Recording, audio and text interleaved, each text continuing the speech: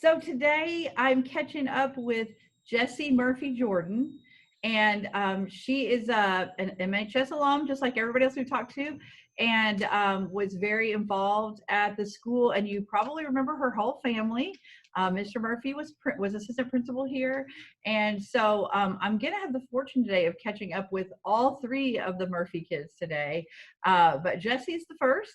And I don't know if I'll air them in that order, but anyway, we're starting with her. So Jessie, thank you for being with us today. And we'll just start with you sharing a little bit about your high school experience. Oh, great. Well, thank you for having me. I graduated in '07, so another that graduated with Mr. Wynn. We are officially old. It seems like it was yesterday, but at the same time, it seems like a whole other lifetime ago. Yeah. While I was in high school, I was very involved in student council. My senior year, I was vice president of the Little Egypt District of Student Councils.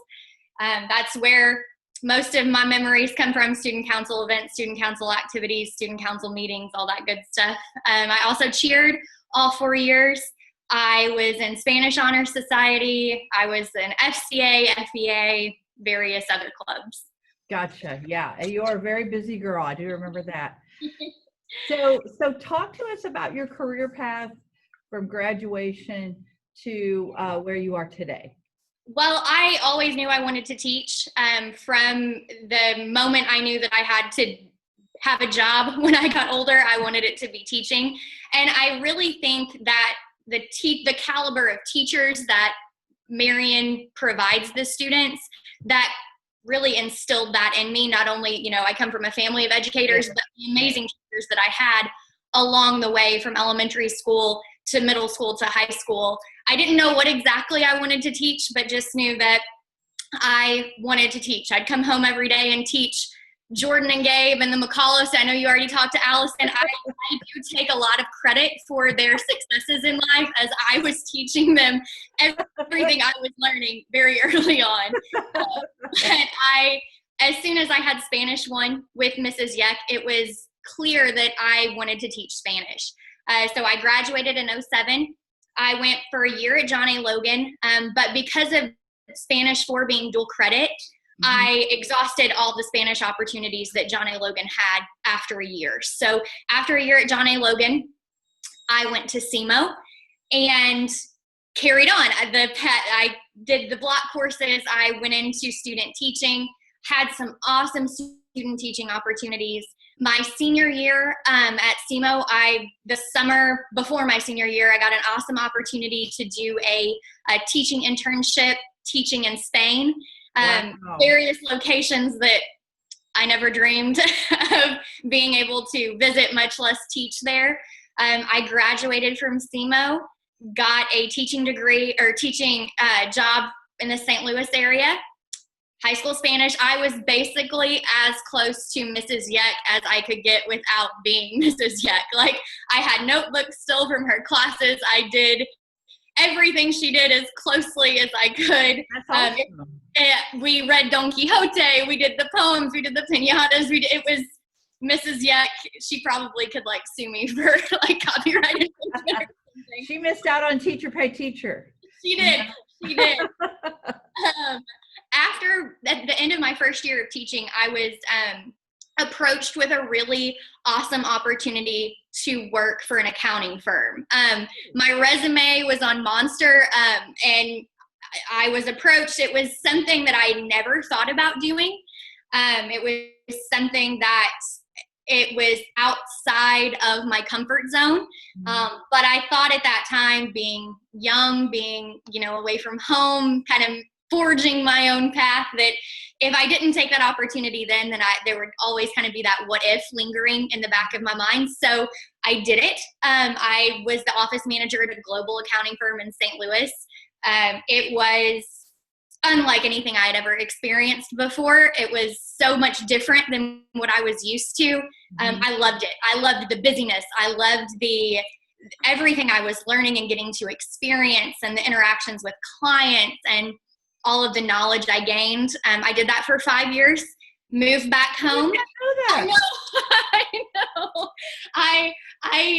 it was so different than what I thought I wanted to do. And there were moments where I was like, oh my gosh, this is what, just that, the hustle and bustle of every decision you make is impacting so many people and their money and their, their livelihoods. And it was an awesome opportunity. And then I moved home and started teaching again. I always knew I would return to teaching. My first job back was middle school math. The first person I called was Mr. Manfredo because I had to tell him I got hired to teach math. I cannot repeat what his remarks were, but Mr. Man, you can imagine what they were. Yep. And he couldn't believe it. We'll put it that way. Are you talking to Marty or Mike? Marty. Yeah. Marty. Oh yeah, for sure. I mean, I guess either one, but especially Marty, not surprised. And he had me in 3 years of math at the high school. And I really think he passed me because he felt sorry for me. So, and Mr. Stout, him and Mr. Stout like to crack jokes about the homework table. My parents made me sit every night for an hour at our dining room table to do some type of homework. So yeah, there were many nights spent doing math, but I taught 2 years middle school math and then got an opportunity in my home district at New Madrid to teach elementary school. I was very hesitant as I had started at the high school level. Yeah. To middle school, I didn't know how, you hear so many horror stories about elementary level. But I don't know if you can do middle school math. I feel like you can do anything. Well, I feel at home. I feel like it's where I'm supposed to be. The kids, it was ending my first year, of course, not the way I wanted it to end at all, with my fourth graders, but yeah. It's amazing. Every day is something new. Every day is something fun. So this was your first year with fourth grade then? First year with fourth grade, yes. Oh my goodness. Yeah, yeah. I think the cool thing about that age is they are reading and, I don't know. They're tying their shoes. They can go to the bathroom on their own. So that's, so I'm a high school teacher because I don't want to have to blow noses or stuff like that. Right. That was a joke. So they were eating a snack one day and it was something that was sticky and I made them all sit on the floor. Like, nothing is going to get sticky but the floor. Yeah. Yeah. Well, that is a really cool, you've done a lot of different things then. I have. But honestly, I think probably there's one element for sure that I can see, well, there's a couple that I can see that would be common to be successful in all those. First of all, communication skills, no matter whether you're working in an accounting office or teaching Spanish or fourth graders, but also management skills. Absolutely. I mean, managing a classroom of fourth graders or a high school class or definitely a junior high classroom. If you can manage that, you can run a multi-million-dollar business. There are days that I've definitely felt like that. There are also days that I felt like managing that business would be easier than managing a classroom full of students. Sometimes, for sure. Well, so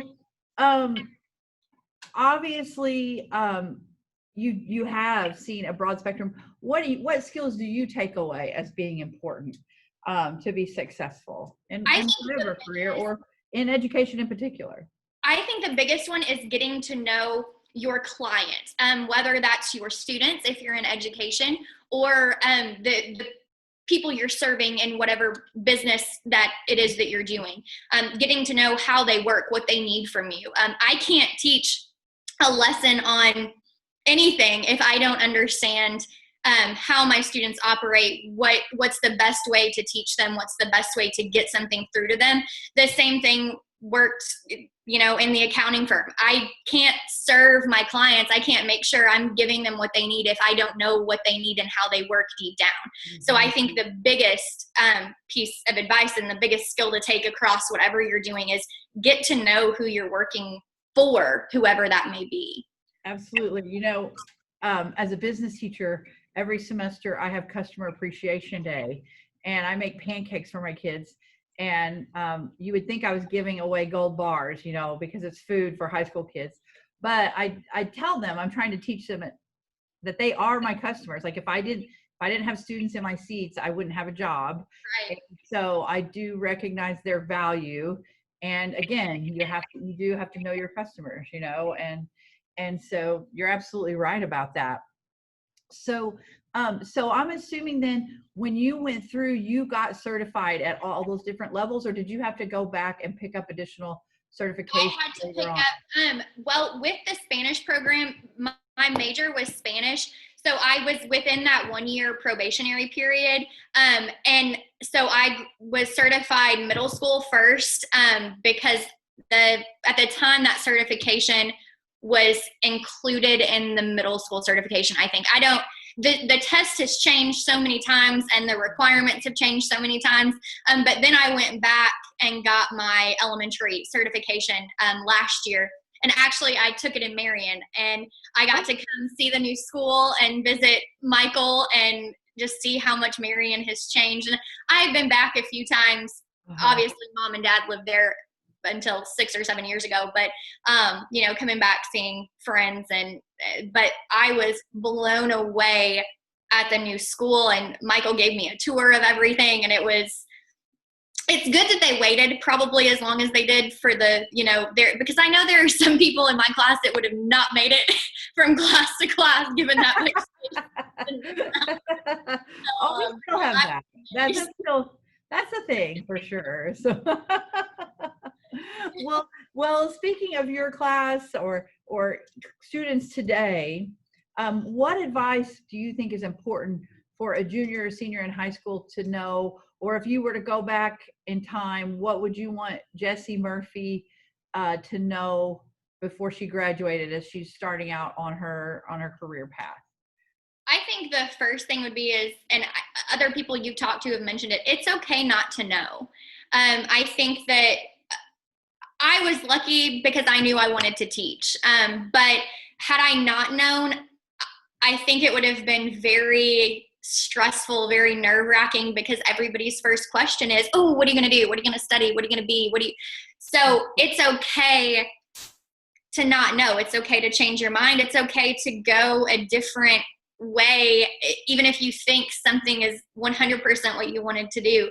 I got an awesome opportunity that was outside of education. Had I not taken that, I think that I would have missed out on a great deal of skills, a great deal of knowledge, and just opening my eyes to things that I didn't know even were out there. And same thing in college. It's okay to change your mind. It's okay to ask for help too. I think that, when you graduate, you're kind of taught you're on your own. You have to figure it out. But I think Matt Lewis talked about getting to know your instructors, getting to know your teachers, asking for help.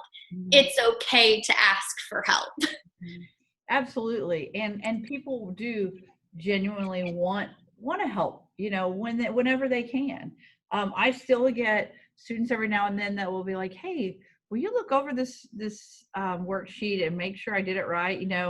Or I have a question. I'm in an econ class right now, and what do you think about this? And I love it. I love to have those conversations with students. So you're right. People do want to help and will do what they can along the way. And so it happens to be Teacher Appreciation Week. So thank you for what you do. Very exciting. I really enjoy getting to catch up with you today. I don't know. I may have to release all 3 of the Murphy videos on the same day so that people kind of get, like the triple threat or something. Yes, we could have done it like the Brady Bunch. That's true. I didn't even think about that. That's true. That would have been fun. Well, I was going to start it with, hey, all you cool cats and kittens. No, sadly, I have to admit I did watch it and I loved it. I'm a little embarrassed, but not a lot. Yeah. It's what we needed at the time. It's truly what we needed to get through the current situation. Exactly. Well, best of luck with your 4th graders. I know, just like me, you can't wait to get to see your students again. They'll be 5th graders, but you'll still hopefully get to see them in the fall and get a new crop in the fall. So it was good to catch up with you, Jessie. I hope you have a good summer and can get your classroom all packed up. Thank you so much. Thank you again for making the time to talk with me. No problem. It was good to catch up. You too.